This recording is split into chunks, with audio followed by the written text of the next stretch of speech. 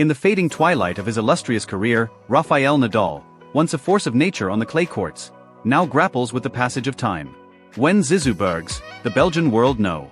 74, stood opposite him at the Foro Italico, it was more than just a match. It was a meeting of eras, a moment suspended between a past where Nadal was untouchable, and a present where even giants must bend to the will of time. Bergs, fresh with the audacity of youth, had the fire and conviction to dare, to dream of a victory over the man who had claimed Rome's red clay 10 times before. And for a fleeting moment, the dream seemed within his grasp. The first set, captured with a 6-4 scoreline, was a testament to the power of belief. Nadal, slower now, no longer the indomitable storm of his younger days, struggled to find his rhythm, and Bergs, prepared mentally and physically for the challenge, sensed the shift. His level is not the same as before, Bergs would later admit, but even as the Spaniard's armor showed cracks, it was the heart of a champion that still beat beneath. Nadal, diminished yet not defeated, roared back.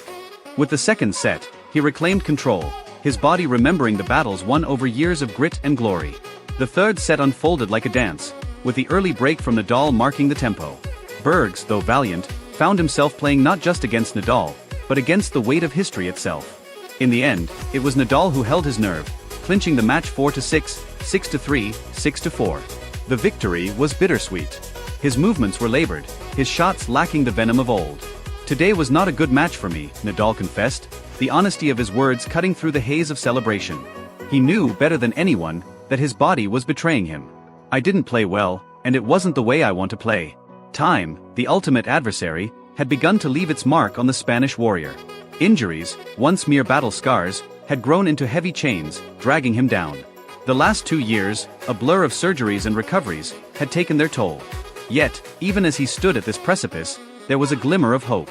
I see it as a positive, Nadal reflected, aware that each match now was a gift, a chance to rebuild some semblance of his former self.